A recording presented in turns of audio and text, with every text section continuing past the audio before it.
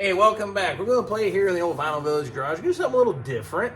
I'm working on doing some cylinder heads up. I'm going to do some valve lapping and doing some cleanup work, etc.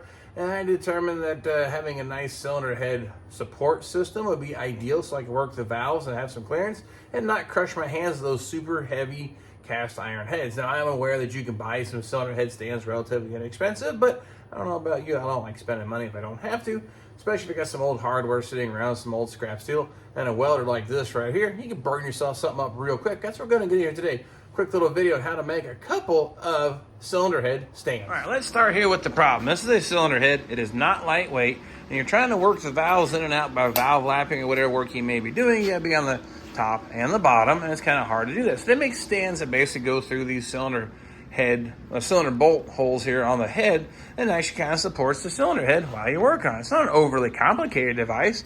I see it being pretty simple. These are 1/2-inch bolts originally from the factory on the cylinder head, so just get some bolts and build a stand. Basically, that's what we're going to get into. Pretty low tech, but that's what I wanted to say. Here's the problem, and I'm going to show you how we're going to solve it. And I've acquired myself a new toy right here. Yes, Welder DP200. Pretty fantastic looking machine. We're going to give it actually a go while trying to build our little stand for that. So we're going to give the pros, cons, good, the bad. You can buy yourself one of these at a fair price. Now, I'm going to say the screen here is large enough. If I was a football fan, I could probably tune in and watch a lot of games and still see the whole action. So, I mean, the display is really cool. Has a lot of neat functions. You tell it what you're welding, your mixed gas, your wire size, thickness, then your setup, and it'll actually dial it in automatically for you. And then if you want to plus or minus that, wire speed or amperage, whatever world you live in, then the voltage or how much is burning in right here, turn that thing up or down. So what it says here, it's not 0.8 volts. Here's the base is 18.4 plus 0.9. A little different way of doing it, but I think it'll work. So got it hooked up to shielding gas, so we're going to use shielding gas. Unfortunately, she don't come with a regulator. You got to buy that separate. The pros, though, it comes with an extra liner. Now, I've been welding for many years. Rarely do I ever have to replace one, but it is kind of cool that they do have a malfunction. It came with it. Now, the torch end, I'll tell you, this is actually pretty cool, too. It's got this swivel head on it, a little more heavy duty than some of the other welders I've seen. That's kind of a fancy option, so I do like that. This thing feels pretty robust and solid. So that's my 25-cent tour here of the new toy. And so far, the looks of it, the feel of it, sounds good.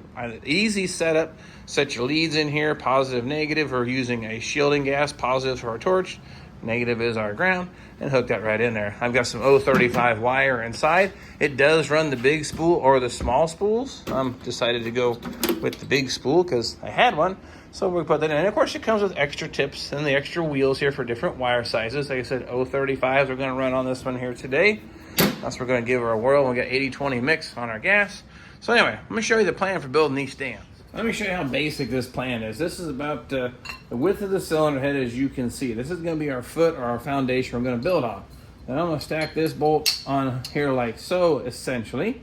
Then I'm going to flip this one over. This is a travel limiter. So when I stab this in the cylinder head, there you go. It won't fall through, and I'll still have this much height to work on off the floor. So if I want this side down or this side up, it doesn't matter, because I can flip this thing around and come through from the other side and still do the same thing because the bolt won't poke all the way through.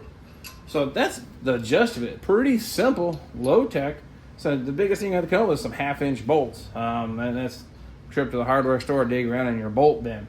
I'll show you how we're going to burn this together and make it work pretty nice, but you get to play with the new toy just the same. Then I'll show you how this all works together. Now, I have a couple of extra 1/2-inch nuts here. That way I can lay this on a flat level surface, and then if I put this nut on the end, it keeps everything on the same plane. So when I go to weld it, at least now the bolt isn't over exaggerated, leaning one way or the other. It sits up nice and square. So that's going to be step one. Then burn the two together. And we'll see how well this welder works out.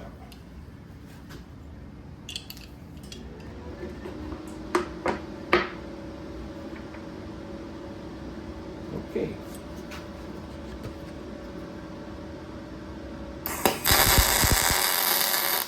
Wow. Okay.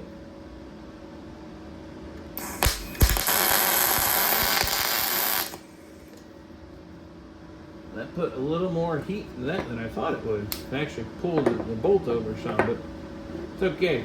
It's just a stand for a cylinder head.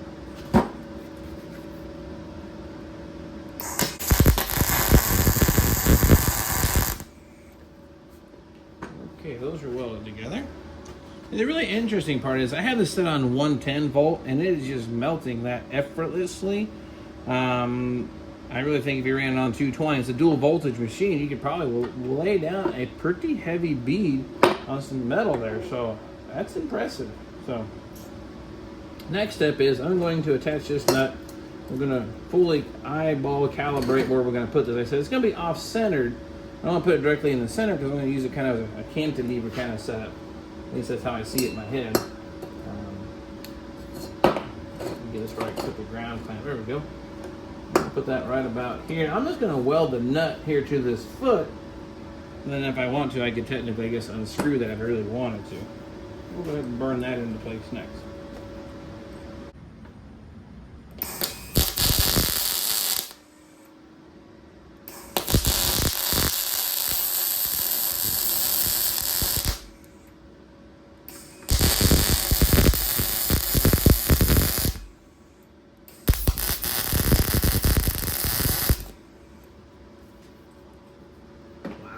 Okay.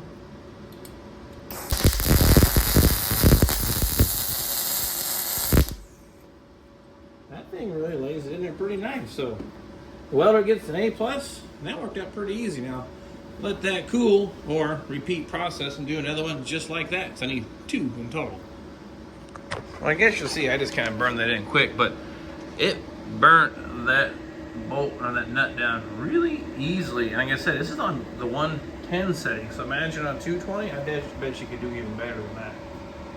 So I'm gonna go ahead and make me another one just like this one.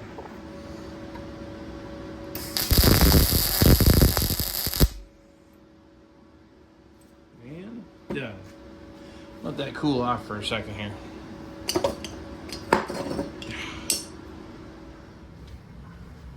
This is cooled down now to a usable state. Now what I'm going to do is literally put these in where the head bolts are on the cylinder head, like so. Now I can take this cylinder head, essentially, like so. Now I can work on the valves or work on lapping valves. Or let's say if I wanted to port and polish the heads, these are very sturdy stands. Now, of course, I want some sawhorses on some wood, but this is on a secure shop bench. You could probably stand on and jump on. This thing's not going anywhere. So super low tech, easy, free. Oh, probably 5 minutes of my time, and I'm going to save all kinds of time now with my own homemade cylinder head support. And a close-up. You see the bolt stays below the deck surface, sits right here, got plenty of space underneath, do all the things I want to do, reach the valve, work on here just the same. Then of course you could even flip this thing completely over, put the stands on the holes this way if you had to work on the top side. So super low tech, but it works. Now for those who already know that I've had a couple of welders donated to the channel. This was one also for demo purposes. And I'll tell you what, I like that one. But I'm beginning to really like this one. It has its pros and cons like everything. But as for welding capabilities on 110 volt, mind you, I'm plugged into a 110 on an extension cord and it effortlessly melted that. Impressive. Didn't trip off, didn't shut off, worked really good for me. There's a lot of advanced settings in here, but it's super user friendly for a novice or someone who's just beginning. Like I said, if you read picture, you are set. Turn that thing on the back and you just answer the questions across the top. What kind of wire or what are you welding, be it steel or aluminum? And what kind of mixed gas, if any, the size of your wire, the thickness of the metal you're burning, and that's it. It automatically sets it. I didn't really adjust any of this. I let it stay where it was at, and it did that effortlessly. So again, you can still fine tune it, read the directions if you want, but I'll tell you, as for welders go, I kind of like this one. So I'm kind of on the fence which one my favorite one is, but this guy here exceeded expectations. So now I have a way to get those heads repaired and docked up, put on the engine for the car you see laying on its side in the background. That seems perfectly normal. Well, it is around here in the Vinyl Village garage because we try to make the impossible happen. Restoring a car every nut and bolt in a little tiny 2-car garage doesn't mean you have to sacrifice quality. Get the right tools, get some creative energy, and get some motivation. You can make it happen. Even with scrap metal, you find a way to make things work. That's what we do here, and that's why I'm sharing with you, and maybe even the tools to get the job done. So Nonetheless, now I get these cylinder heads squared away, get those done, get the valves put back in. I've solved my cylinder head problem with my dad's car and put that thing back together and put it on that frame, make it run right before you all's eyes, and of course leak test it, break in the camshaft, etc. A lot of things we're going to do here, so you don't want to miss all that. So yeah, okay, maybe building a cylinder head stand wasn't blowing your socks off, but this kind of good information, part of the process. Some of the creativity, you know, it's endless with a welder or some materials and some time. And of course, something like this, practice welding on that. If you screw it up, so what? Now, mess up the car, it's a little more heartbreaking. But nonetheless, this worked out great. Got plenty more videos like this coming your way. This is a good welder. I would definitely put my name on it saying VVG certified or approved. This thing is super user friendly and it comes with some really nice setup parts too. So nonetheless, appreciate you following me, and we'll catch y'all next time.